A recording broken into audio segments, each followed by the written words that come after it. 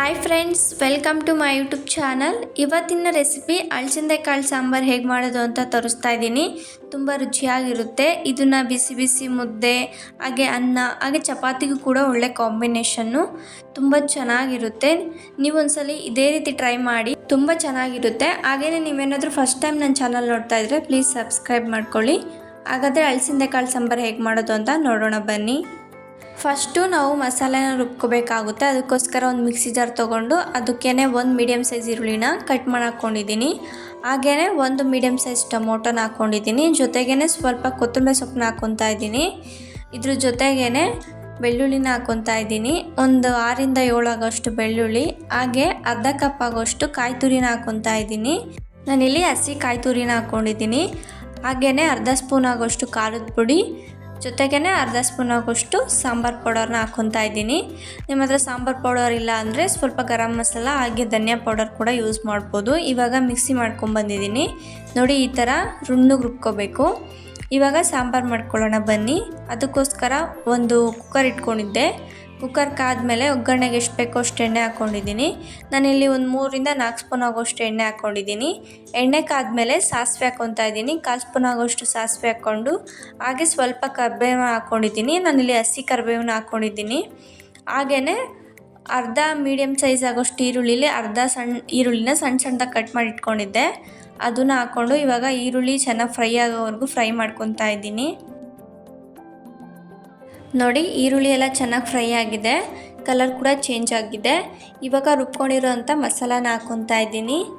ಅಳಸಂದೆ ಕಾಳು ಸಾಂಬಾರು ಬಿಸಿ ಬಿಸಿ ಮುದ್ದೆಗೆ ತುಂಬ ಚೆನ್ನಾಗಿರುತ್ತೆ. ಬರೀ ಮುದ್ದೆಗಂತಲೇ ಅಲ್ಲ, ಅನ್ನಕ್ಕೂ ಹಾಗೆ ಚಪಾತಿಗೂ ಕೂಡ ತುಂಬ ಚೆನ್ನಾಗಿರುತ್ತೆ. ಇವಾಗ ನೋಡಿ ಎಲ್ಲ ಚೆನ್ನಾಗೆ ಫ್ರೈ ಮಾಡ್ಕೊತಾ ಇದ್ದೀನಿ. ನಾವೆಲ್ಲ ಹಸಿದೆ ಹಾಕಿರೋದ್ರಿಂದ ಹಸಿ ವಾಸನೆ ಹೋಗಬೇಕು, ಅಲ್ಲಿವರೆಗೂ ಚೆನ್ನಾಗಿ ಫ್ರೈ ಮಾಡ್ಕೋಬೇಕು. ಇವಾಗ ನೋಡಿ ಚೆನ್ನಾಗಿ ಫ್ರೈ ಮಾಡ್ಕೊತಾ ಇದ್ದೀನಿ. ಹೀಗೆ 1-2 ನಿಮಿಷ ಫ್ರೈ ಮಾಡ್ಕೋಬೇಕಾಗುತ್ತೆ. ಟೊಮೊಟೊ ಹಾಕೋದೆ ಮರ್ತೋಗಿದ್ದೆ. ಮೀಡಿಯಮ್ ಸೈಜ್ ಟೊಮೊಟೊದಲ್ಲಿ ಅರ್ಧ ಟೊಮೊಟೊನ ಸಣ್ಣ ಕಟ್ ಮಾಡಿಕೊಂಡು, ಈರುಳ್ಳಿ ಹಾಕ್ತಿರಲ್ವ, ಫ್ರೈ ಆದಮೇಲೆ ಟೊಮೊಟೊ ಹಾಕ್ಕೊಂಡು ಸ್ವಲ್ಪ ಹೊತ್ತು ಫ್ರೈ ಮಾಡ್ಕೊಳ್ಳಿ. ನಾನು ಮರ್ತೋಗಿರೋದ್ರಿಂದ ಇವಾಗ ಹಾಕ್ಕೊಂಡು ಫ್ರೈ ಮಾಡ್ಕೊತಾ ಇದ್ದೀನಿ. ನೋಡಿ, ಇವಾಗೆಲ್ಲ ಚೆನ್ನಾಗಿ ಮಿಕ್ಸ್ ಮಾಡಿಕೊಂಡು ಫ್ರೈ ಮಾಡ್ಕೊಂಡಿದ್ದೀನಿ. ಹಾಗೆ ಇವಾಗ ಅರಿಶಿನ ಹಾಕ್ಕೊತಾ ಇದ್ದೀನಿ. ಒಂದು 1/4 ಸ್ಪೂನ್ ಆಗೋಷ್ಟು ಅರಿಶಿನ ಹಾಕ್ಕೊಂಡು ಹಾಗೆಯೇ 1 ಸ್ಪೂನ್ ಆಗೋಷ್ಟು ಸಾಂಬಾರು ಪೌಡರ್ನ ಹಾಕ್ಕೊತಾ ಇದ್ದೀನಿ. ಜೊತೆಗೇ ಅರ್ಧ ಸ್ಪೂನ್ ಆಗೋಷ್ಟು ಖಾರದ ಪುಡಿ ಹಾಕ್ಕೊಂಡಿದ್ದೀನಿ. ಟೋಟಲಾಗಿ 1 ಸ್ಪೂನ್ ಆಗೋಷ್ಟು ಖಾರದ ಪುಡಿ, 1.5 ಸ್ಪೂನ್ ಆಗೋಷ್ಟು ಸಾಂಬಾರು ಪೌಡರ್ನ ಹಾಕ್ಕೊಂಡಿದ್ದೀನಿ.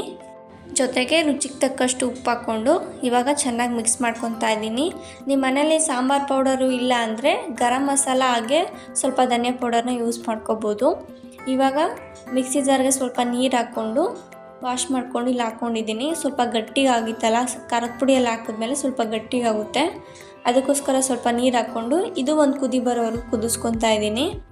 ಇವಾಗ ಆಲೂಗೆಡ್ಡೆನ ಹಾಕ್ಕೊತಾ ಇದ್ದೀನಿ. ದೊಡ್ಡದು ಒಂದು ಆಲೂಗೆಡ್ಡೆನ ಕಟ್ ಮಾಡಿ ಇಟ್ಕೊಂಡಿದ್ದೆ, ಅದನ್ನು ಹಾಕ್ಕೊಂಡಿದ್ದೀನಿ. ನೀವು ಬೇಕಾದ್ರೆ ಬದನೆಕಾಯಿನೂ ಕೂಡ ಜೊತೆಗೆ ಹಾಕ್ಕೋಬೋದು. ನಾನಿಲ್ಲಿ ಬದನೆಕಾಯಿ ಯೂಸ್ ಮಾಡ್ತಿಲ್ಲ, ನಮ್ಮ ಮನೇಲಿ ಇಲ್ಲದೆ ಇರೋದ್ರಿಂದ ಬರೀ ಆಲೂಗೆಡ್ಡೆನೇ ಹಾಕ್ಕೊಂಡಿದ್ದೀನಿ. ಸ್ವಲ್ಪ ಮಿಕ್ಸ್ ಮಾಡ್ಕೊಂಡಾದ್ಮೇಲೆ ಇವಾಗ ಅಳಸಂದೆ ಕಾಳನ್ನ ಹಾಕ್ಕೊತಾ ಇದ್ದೀನಿ. ಈ ಅಳಸಂದೆ ಕಾಳನ್ನ ರಾತ್ರಿ ನೆನೆಹಾಕಿದ್ದೆ, ಇವಾಗ ಬೆಳಗ್ಗೆ ಮಾಡ್ಕೊತಾ ಇದ್ದೀನಿ. ನೀವೇನಾದರೂ ಇವತ್ತು ಸಾಂಬಾರು ಮಾಡ್ತೀರಾ ಅಂದರೆ ನಿನ್ನೆ ರಾತ್ರಿಯೇ ಕಾಳನ್ನ ನೆನೆಹಾಕಿರಿ, ಆವಾಗ ಚೆನ್ನಾಗೇ ಬೇಯುತ್ತೆ. ಇಲ್ಲಾಂದರೆ ನೀವು ಇನ್ನೂ ವಿಷಲ್ ಸ್ವಲ್ಪ ಜಾಸ್ತಿ ಹಾಕಿಸ್ಕೊಂಡು ಬೇಯಿಸ್ಕೋಬೇಕಾಗುತ್ತೆ. ಅದಕ್ಕೋಸ್ಕರ ರಾತ್ರಿ ನೆನೆಹಾಕಿದರೆ ಆರಾಮಾಗಿ ಬೇಗ ಬೇಯಿಸ್ಕೋಬೋದು. ನಿಮ್ಮ ಮನೇಲಿ ಹಸಿ ಅಳಸಂದೆ ಕಾಳಿದ್ರೆ ಆ ಕಾಳಲ್ಲಿ ಈ ಸಾಂಬಾರನ್ನ ಮಾಡ್ಕೊಳ್ಳಿ, ತುಂಬ ಚೆನ್ನಾಗಿರುತ್ತೆ. ಇದಕ್ಕಿಂತ ಟೇಸ್ಟು ಅದು ತುಂಬ ಚೆನ್ನಾಗಿರುತ್ತೆ. ನಮ್ಮ ಮನೇಲಿ ಅಳಸಂದೆ ಕಾಳು ಹಸಿದಿದ್ದಾಗ ಆ ರೆಸಿಪಿನ ನಿಮ್ಮ ಜೊತೆ ಶೇರ್ ಮಾಡ್ಕೊತೀನಿ. ಇವಾಗ ಎಲ್ಲ ಚೆನ್ನಾಗಿ ಮಿಕ್ಸ್ ಮಾಡ್ಕೊಂಡಾದ್ಮೇಲೆ ನೀರು ಹಾಕ್ಕೊತಾ ಇದ್ದೀನಿ. ನೀರು ಹಾಕ್ಕೊಂಡು ನಿಮಗೆ ಯಾವ ಕನ್ಸಿಸ್ಟೆನ್ಸಿಲಿ ಸಾಂಬಾರು ಬೇಕೋ ಹಾಗೆ ನೀರು ಹಾಕ್ಕೊಳ್ಳಿ. ಸ್ವಲ್ಪ ಮುದ್ದೆಗೆ ಬೇಕಾದರೆ ಸ್ವಲ್ಪ ಗಟ್ಟಿಗೆ ಮಾಡ್ಕೊಳ್ಳಿ, ಇಲ್ಲ ಅನ್ನಕ್ಕೆ ಮಾಡ್ಕೊಳ್ಳೋದಾದರೆ ಸ್ವಲ್ಪ ನೀರಾಗೆ ಮಾಡ್ಕೊಳ್ಳಿ. ಇವಾಗ ಕಾಳು ಕೂಡ ಬೇಯಬೇಕಾಗುತ್ತೆ, ಅದಕ್ಕೋಸ್ಕರ ಸ್ವಲ್ಪ ನೀರನ್ನ ನೋಡ್ಕೊಂಡು ಹಾಕ್ಕೊಳ್ಳಿ. ಇವಾಗ ಸ್ವಲ್ಪ ರುಚಿಗೆ ತಕ್ಕಷ್ಟು ಉಪ್ಪು ಹಾಕ್ಕೊಂಡು ಮಿಕ್ಸ್ ಮಾಡಿಕೊಂಡು ನೋಡಿ ಈ ಕನ್ಸಿಸ್ಟೆನ್ಸಿಲಿ ಇರಬೇಕು. ಇವಾಗ ಕುಕ್ಕರ್ನ ಮುಚ್ಕೊತಾ ಇದ್ದೀನಿ. ನಾನಿಲ್ಲಿ 2 ವಿಷಲ್ ಬರೋವರೆಗೂ ಕೂಗಿಸ್ಕೊತಾ ಇದ್ದೀನಿ. ನಾನು ಆಲ್ರೆಡಿ ನೆನೆಹಾಕಿರೋದ್ರಿಂದ ನೆನ್ಕೊಂಡಿರುತ್ತೆ ಕಾಳು, ಅದಕ್ಕೋಸ್ಕರ 2 ವಿಷಲ್ ಆದರೆ ಸಾಕಾಗುತ್ತೆ. ಇವಾಗ 2 ವಿಷಲ್ವರೆಗೂ ಕೂಗಿಸ್ಕೊಂಡಿದ್ದೀನಿ. ನೋಡಿ ಸಾಂಬಾರು ಎಷ್ಟು ಚೆನ್ನಾಗಾಗಿದೆ ಅಂತ. ಎಣ್ಣೆ ಎಲ್ಲ ಮೇಲ್ಗಡೆ ತೇಲ್ತಾ ಇದೆ ನೋಡಿ, ನೋಡೋದಕ್ಕೂ ಎಷ್ಟು ಚೆನ್ನಾಗಿದೆ, ತಿನ್ನೋದಕ್ಕೂ ತುಂಬ ಚೆನ್ನಾಗಿತ್ತು. ಸಾಂಬಾರು ಕನ್ಸಿಸ್ಟೆನ್ಸಿ ಅಂತೂ ಕರೆಕ್ಟಾಗಿದೆ. ನಾನಿಲ್ಲಿ ಮುದ್ದೆಗೆ ಮಾಡ್ಕೊಂಡಿದ್ದರಿಂದ ಸ್ವಲ್ಪ ಗಟ್ಟಿಗೆ ಮಾಡ್ಕೊಂಡಿದ್ದೀನಿ. ನೀವೇನಾದರೂ ಅನ್ನಕ್ಕೆ ಮಾಡ್ಕೊಳ್ಳೋದಿದ್ರೆ ಸ್ವಲ್ಪ ನೀರಾಗಿ ಮಾಡ್ಕೊಳ್ಳಿ. ಇವಾಗ ನೋಡಿ ತುಂಬ ಚೆನ್ನಾಗಿ ಬಂದಿದೆ ಸಾಂಬಾರು.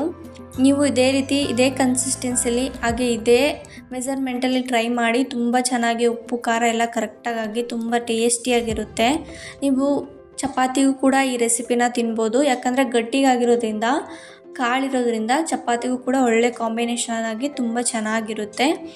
ನೀವು ಒಂದ್ಸಲ ನಿಮ್ಮ ಮನೇಲಿ ಟ್ರೈ ಮಾಡಿ ಹಾಗೆ ಹೇಗಿತ್ತು ಅಂತ ಕಮೆಂಟ್ ಮಾಡಿ.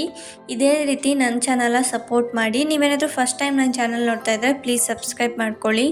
ಈ ವಿಡಿಯೋ ನಿಮಗೆ ಇಷ್ಟ ಆಗಿದ್ದಲ್ಲಿ ಪ್ಲೀಸ್ ಲೈಕ್ ಮಾಡಿ ಮತ್ತು ಶೇರ್ ಮಾಡಿ. Thank you for watching the video.